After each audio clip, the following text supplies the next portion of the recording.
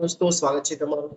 દોસ્તો આ ચેનલમાં આ સિરીઝની માધ્યમથી હું તમને બંધારણના તમામ ટોપિક જેટલા પણ ચેપ્ટર છે તે વન લાઇનર ક્વેશ્ચન્સ આપવાનો છું અને શીખવાડવાનો છું.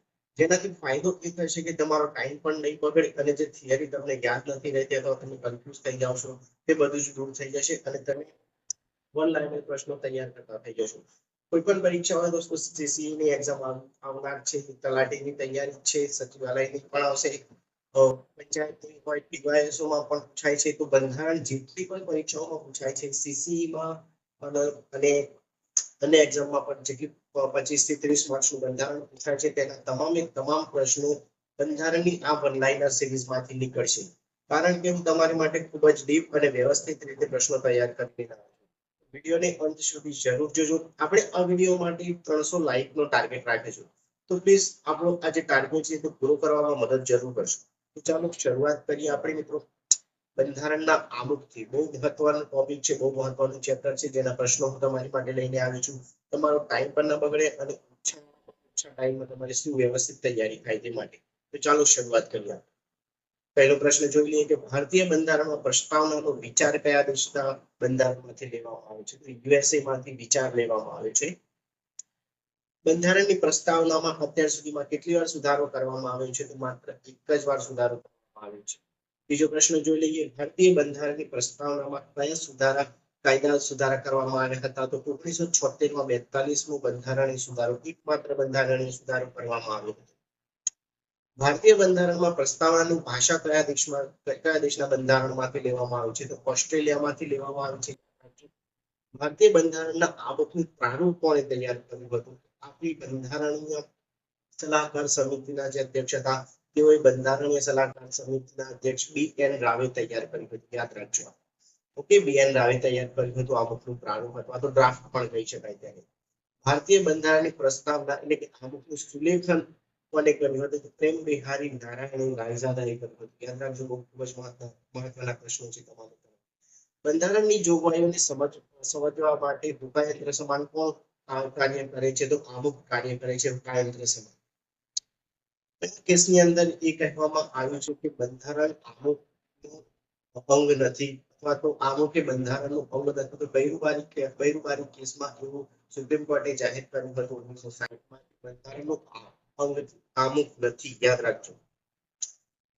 કયા કેસમાં કહેવામાં આવ્યું છે કે અમુક બંધારણનો ભાગ છે? તો કેશવાનંદ ભારતી વર્સિસ કેરળ રાજ્ય 1973માં. 1973માં કહેવામાં આવ્યું કે અમુક બંધારણનો ભાગ છે અને 1960 બૈરુબારી કેસમાં કહેવામાં આવ્યું કે અમુક બંધારણનો ભાગ નથી. કોણે અમુકને સર્વભૌમ લોકતાંત્રિક ગણતંત્રની જન્મકુંડળી કહી છે? તો કનૈયાલાલ મુનશી. ખૂબ જ મહત્વનો પ્રશ્ન. આમુખમાં શબ્દોની સંખ્યા કુલ કેટલી છે? આ એક નવા પ્રકારનો પ્રશ્ન છે તમારી માટે. તો આમુખમાં કુલ શબ્દોની સંખ્યા 88 છે. યાદ રાખજો, 88. ભારતીય સમાજવાદ કઈ વિચારધારાઓનું મિશ્ર રૂપ છે? તો માર્ક્સવાદ અને ગાંધીવાદી પ્રશ્ન છે. યાદ રાખજો. જેટલા પણ પ્રશ્નો સીસીમાં પૂછાશે, 25 થી 30 માર્ક્સનું બંધારણ પૂછાશે, તે બંધારણનું જે 30 પ્રશ્નો આપણી આ એક્સપ્રેસ સિરીઝની બહાર નહીં જાય. માટે વિડીયોની શરૂઆતથી અંત સુધી જરૂર જોજો અને આવનારા પ્રશ્નો માટે, આવનારા વિડીયોઝ માટે ચેનલને સબસ્ક્રાઇબ જરૂર કરજો. કારણ કે આપણે એક જ સિરીઝમાં તમને વન લાઇનર સ્વરૂપે તમને સંપૂર્ણ બંધારણ ભણાવી દઈશું જે તમે ક્યારે પહેલા નહીં ભણ્યા હોય. ચાલો આગળ વાત કરીએ આપણે કે આમુખના પાનાની નીચે ખૂણામાં દેવનાગરી લિપિમાં કોની ટૂંકી સહી જોવા મળે છે? યાદ રાખજો, રામ મનોહર સિંહાની નામ લખેલી ટૂંકી સહી જોવા મળે છે. સહી જે ખરી કઈ લિપિમાં છે? તો દેવનાગરી લિપિમાં છે અને આમુખમાં નીચે ખૂણામાં દર્શાવે છે. માત્ર વ્યક્તિની સહી છે આમુખમાં. યાદ રાખજો. જો આપણે એક રાષ્ટ્રના રૂપમાં જીવિત રહ્યું હશે તો આપણે સૌએ રાષ્ટ્રીય એકતાની આવશ્યકતા સ્વીકારવી જ પડશે. કયા મહાનુભાવનું છે? તો ડોક્ટર રાધાકૃષ્ણન. આ પ્રશ્ન વારંવાર પૂછાય છે. આમુખને બંધારણ સભાએ ક્યારે મંજૂર કર્યું? 26 નવેમ્બર 1949 ના રોજ અમુકને બંધારણ સભાએ મંજૂર કર્યું હતું. યાદ રાખજો. આમુખમાં કઈ એક જ તારીખનો ઉલ્લેખ કરવામાં આવ્યો છે? અમુક ટાઈમનો પ્રશ્ન છે અને પૂછાઈ ગયો છે. આમુખમાં એક જ તારીખનો ઉલ્લેખ કરવામાં આવ્યો છે, 26 નવેમ્બર 1949. જેટલા પણ પ્રશ્નો છે એ કયા સોર્સના પ્રશ્નો છે તો હું તમને કહી દઉં. જીસીઆરટી ના પ્રશ્નો, એનસીઆરટી માં આવતું બંધારણ પ્રશ્નો, જીસીઆરટી માં એની સાથે જ કોલેજમાં પણ જે બુક્સ હોય છે, કોલેજના જે વિષયો હોય છે તેમાં ભણાવવામાં આવતું બંધારણ, તેવા અલગ અલગ પ્રકારના આર્થિક નીકાળેલા આ પ્રશ્નો છે. તો પ્લીઝ વિડીયોની શરૂઆતથી અંત સુધી જરૂર જોજો, કારણ કે આ વિડીયોમાંથી, આ વન લાઇનરમાંથી તમારા કોઈ પણ એક્ઝામમાં ડીવાયએસ હોય, સીસી હોય, તલાટી હોય, તેના પ્રિલિમ્સના જેટલા પણ પ્રશ્નો બંધારણના ઉપરથી આ વિડીયો, આ સિરીઝમાંથી અને પીડીએફની લિંક હું તમને આપી દઈશ ડિસ્ક્રિપ્શનમાં અથવા તો કોમેન્ટ બોક્સમાં. પણ વિડીયો જોવાનું ચૂકતા નહીં, કારણ કે તમને જલ્દી યાદ રહી જશે. ચલો આગળ વધીએ આપણે. ભારતમાં કઈ લૌકિક સાર્વભૌમિકતા છે? તો યાદ રાખજો કે ભારતમાં લૌકિક સાર્વભૌમિકતા છે. સંવિધાનની પ્રસ્તાવનાના આરંભ ક્યાંથી થાય છે? કયા શબ્દોથી થાય છે? મોસ્ટ મહત્વનો પ્રશ્ન છે આ, પૂછાઈ ગયો છે. અમે ભારત શબ્દોથી આમુખનો પ્રારંભ થાય છે. પ્રસ્તાવના એ જ આમુખ નથી જતા. કયા કેસની અંદર એ કહેવામાં આવ્યું છે કે બંધારણ આમુખનું અંગ નથી? બૈરુબારી કેસ 1960. કયા વાદોમાં પંથનિરપેક્ષતાનું બંધારણનું મૂળ માળખું જાહેર કરવામાં આવે છે? તો એસ.આર. બોમ્માઈ 1994 વાદ. કયા કેસમાં સર્વોચ્ચ અદાલતે ભારતને સંઘવાય રાજ્ય તરીકે જાહેર કર્યું છે? Bommai versus union of India કેસમાં. યાદ રાખજો. ભારતીય બંધારણના મૂળભૂત ઉદ્દેશ્યો અને હેતુ સમાવેશ ક્યાં કરેલ છે? તો આમુખમાં કરેલ છે. ભારતના બંધારણના આમુખને ભારતની રાજકીય કુંડળી તરીકે ઓળખાવનાર વ્યક્તિ કોણ હતા? તો કનૈયાલાલ મુનશી. તેની સાથે બીજા લોકોએ બંધારણના આમુખ વિશે કયા કથન કર્યા છે તે જોઈ લઈએ. બંધારણ સભાના સભ્ય અને ગણના સમિતિ ડ્રાફ્ટિંગ કમિટીના સભ્ય કમા મુનશીની તેને રાજકીય જન્મકુંડળી કહી છે. ઓકે, યાદ રાખજો. એકમાત્ર ગુજરાતી હતા. મોસ્ટ પ્રશ્ન છે, કોઈ પણ પરીક્ષામાં પૂછાય છે. સાથે સાથે આગળ વધીએ કહીએ તો અર્નેસ્ટ બેકરે બંધારણનું ચાલુ કર્યું છે. ઠાકુરદાસ ભાર્ગવે તેને બંધારણનો આત્મા કહે છે. આગળ વાત કરીએ નવા પ્રશ્ન. આમુખમાં નિહિત મૂળભૂત સંરચના એટલે અવધારણાનું નિર્ધારણ કયા વાદમાં કરવામાં આવે છે? તો વિશ્વાનંદ ભારતી વર્સિસ કેરળ રાજ્ય. વિશ્વાનંદ ભારતી વિરુદ્ધ કેરળ રાજ્ય 1913. ભારતના બંધારણમાં સમાજવાદી અને બિનસાંપ્રદાયિક જેવા શબ્દો ત્યારે ઉમેરાયા હતા. તો 42માં બંધારણીય સુધારા 1976માં ઉમેરાયા હતા. દોસ્તો, આ એકમાત્ર વિડીયો એવું છે કે જેમાંથી આમુખના 1 માર્ક્સના પ્રશ્નો સાથે સાથે મેન્સની એક્ઝામ માટેના 10 માર્ક્સના જે પ્રશ્નો હતા તે તમારા આખા આ જ વિડીયોમાંથી, આ જ પ્રશ્નોમાંથી નીકળી જશે. એટલા માટે જ કહું છું કે વિડીયોની શરૂઆતથી અંત સુધી જરૂર જોજો અને એક પ્રશ્ન પ્રશ્નો 1 માર્ક્સનો વૈકલ્પિક પ્રશ્ન હોય, 3 માર્ક્સનું ડિસ્ક્રિપ્ટિવ હોય મેન્સ માટે, અથવા 10 માર્ક્સનું ડિસ્ક્રિપ્ટિવ હોય, પ્રશ્નો આમાંથી જ પૂછાશે. ચાલો આગળ વધીએ આપણે. બંધારણના આમુખમાં ભારતને કેવા પ્રકારનું પ્રજાસત્તાક દેશ ઘડવાનું સૂચવેલ છે? તો બિનસાંપ્રદાયિક સમાજવાદી યાદ રાખજો. રેવન્યુ ડિપાર્ટમેન્ટ ઇન્સ્પેક્ટર ઓફ સ્ટેમ્પમાં પ્રશ્ન પૂછાઈ ગઈ છે. ભારતના બંધારણના આમુખમાં બંધારણ કોને સમર્પિત કરવામાં આવ્યું છે? તો ઓબ્વિયસલી આપણા ભારતના લોકોને સમર્પિત કરવામાં આવ્યું છે. આમુખમાં દર્શાવેલ સમાનતા, સ્વતંત્રતા અને બંધુત્વતા આદર્શોની પ્રેરણા શેમાંથી લેવામાં આવે છે? ફ્રાન્સિસી ક્રાંતિમાંથી લેવામાં આવી છે. હવે તમને 5 પ્રકારના 6 પ્રકારના શબ્દો આવે છે, અલગ પ્રકારના ન્યાય આવે છે, સ્વતંત્રતાઓ આવે છે, તમામ પ્રકારના પ્રશ્નો ડિસ્ક્રિપ્ટિવમાં પૂછાય છે. તો એ પ્રશ્નો તમને આમાંથી જ મળી રહેવાના છે. તો તમારા પૂરેપૂરા માર્ક્સ બનવાની પૂરેપૂરી સંભાવના છે. ચાલો આપણે આગળ વધીએ. આમુખમાં રશિયાની ક્રાંતિમાંથી કઈ બાબતો લેવામાં આવી છે? તો સામાજિક, આર્થિક અને રાજનીતિક ન્યાય. કદાચ એવો પ્રશ્ન પૂછાય કે સામાજિક, આર્થિક અને રાજનીતિક ન્યાયની અવધારણા શેનામાંથી લેવામાં આવી છે? તો આમુખમાં રશિયાની ક્રાંતિમાંથી લેવામાં આવી છે. યાદ રાખજો, બહુ જ મહત્વપૂર્ણ છે.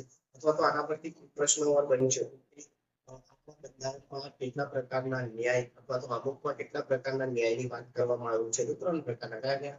સામાજિક, આર્થિક અને રાજનૈતિક. ચલો આગળ વધીએ. 42માં સંવિધાન સંશોધન અધિનિયમ 1976માં આમુખમાં કયા કયા શબ્દો જોડવામાં આવ્યા હતા? મોસ્ટ આઈએમપી પ્રશ્નો વારંવાર રિપીટ થાય છે. પ્રશ્ન પ્લીઝ લખી દેજો, તમારો સ્ક્રીનશોટ લઈ લેજો. ચલો જોઈ લઈએ કે 42માં સંવિધાન એટલે કે બંધારણીય સુધારા અધિનિયમ 1976માં આમુખમાં સમાજવાદી, અધનિરપેક્ષ અને અખંડિતતા જેવા શબ્દો ઉમેરવામાં આવેલા હતા. ભારતના સંદર્ભમાં ધર્મનિરપેક્ષતાનો શું છે? ભારતના રાજ્યનો કોઈ ધર્મ નથી તેવું અર્થ થાય છે. ભારતના બંધારણમાં આમુખની શરૂઆત કયા વાક્ય છે? હવે ભારતના લોકો જેવા શબ્દોથી થાય છે. ભારત એક પ્રજાસત્તાક રાજ્ય છે. તેનો અર્થ શું છે? તો ભારતના રાષ્ટ્રીય અધ્યક્ષ વંશાનુગત ન હોય પરંતુ ચૂંટાયેલા હશે. આગળ વાત કરીએ. ભારતનું આમુખ કેટલા વાક્યનું બનેલું છે? તો માત્ર એક જ વાક્યનું બનેલું છે. ભારતનું આમુખમાં શબ્દો કેટલા છે? એક વાક્યમાં શબ્દો કેટલા છે? તો 88 શબ્દો છે. ભારતીય સંવિધાનની પ્રસ્તાવનામાં ભારત શબ્દનો પ્રયોગ કેટલી વાર કરવામાં આવે છે? ભારતીય સંવિધાનની પ્રસ્તાવનામાં ભારત શબ્દનો પ્રયોગ 2 વાર કરવામાં આવે છે.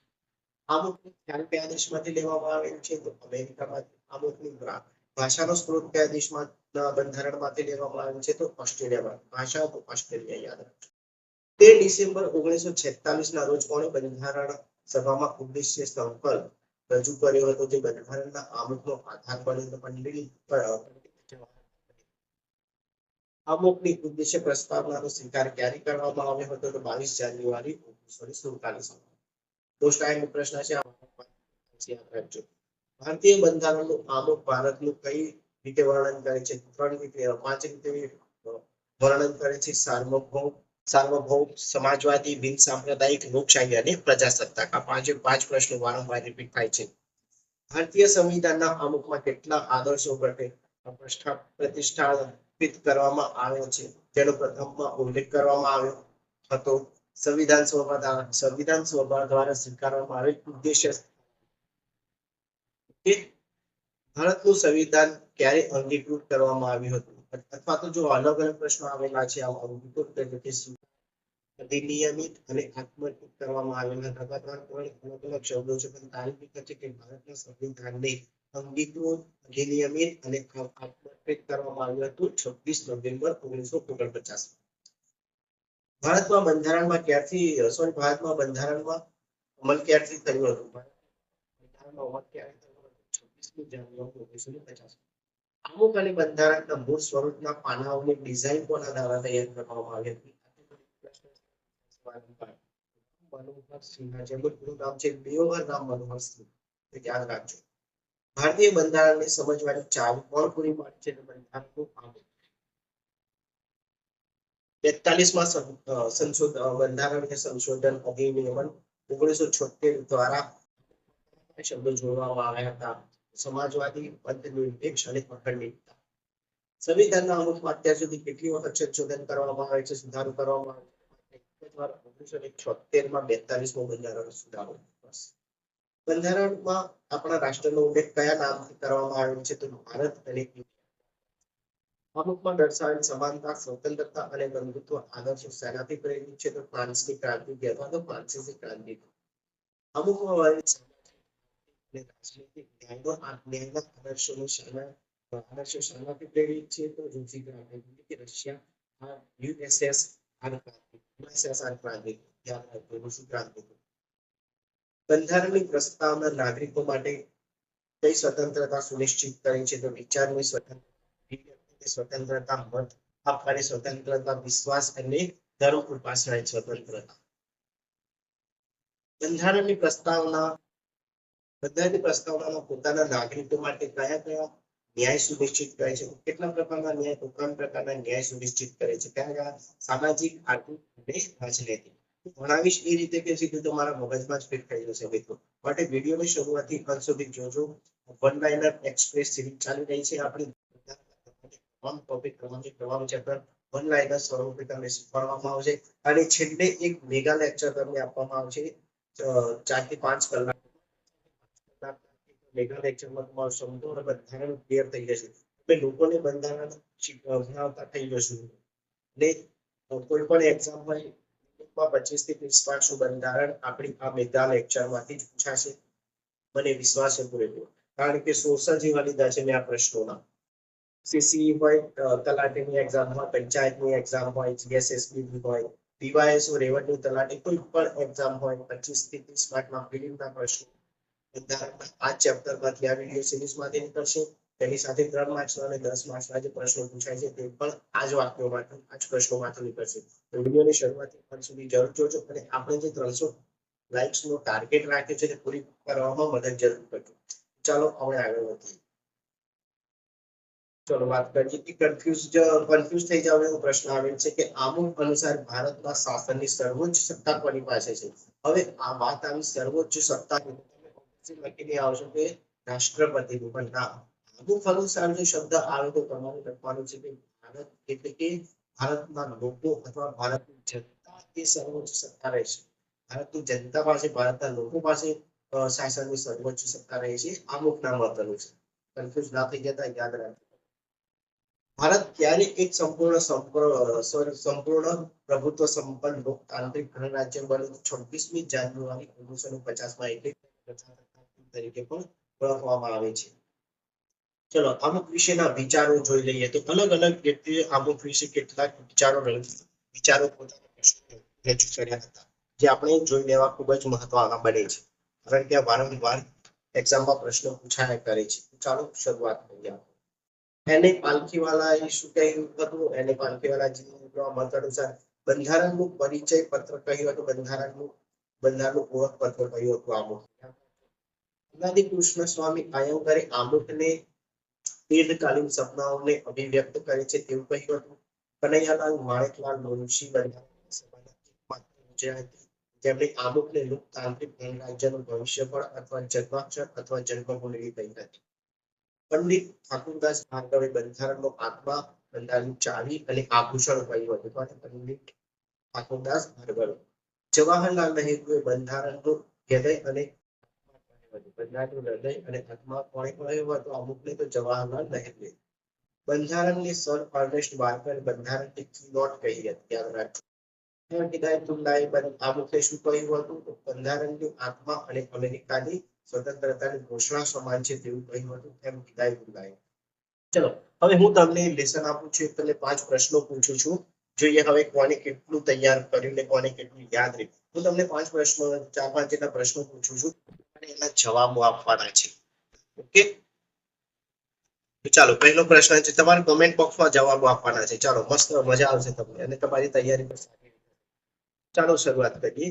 ભારતીય સંવિધાનની પ્રસ્તાવનામાં ભારત શબ્દનો પ્રયોગ કેટલી વાર કરવામાં આવ્યો છે? પ્રશ્ન 1.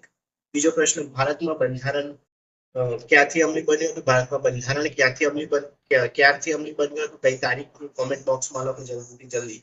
કોણે આમુખને સર્વભૌમ લોકતાંત્રિક જન્મકુંડળી કહી છે? મોસ્ટ આઈએમપી પ્રશ્ન છે. ભારતીય બંધારણમાં પ્રસ્તાવનાની ભાષા કયા દેશના બંધારણમાંથી લેવામાં આવેલ છે? તો સોરી, હું જવાબ ભૂલી જવાનો હતો, છતાં પણ તમને કહું છું કે કોમેન્ટ બોક્સમાં લખો જલ્દી ફટાફટ. આટલા પ્રશ્નોના જવાબો તમારે મને આપવાના છે, તેથી ખબર પડે આપણે કે તમે મારી સાથે સાથે કેટલા પ્રશ્નોની તૈયારી કરી.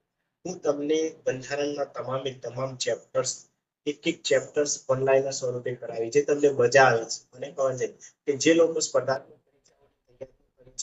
નોટ્સ બનાવે છે, ત્યાં તો ઓનલાઈન પ્રશ્નો બનાવે છે, ઓનલાઈન વાક્યો બનાવે છે. એટલા માટે જ હું તમારી માટે લઈને આવ્યો છું. તો દોસ્તો વિડીયોની શરૂઆતથી અંત સુધી જરૂર જોજો. જય હિન્દ, જય ભારત.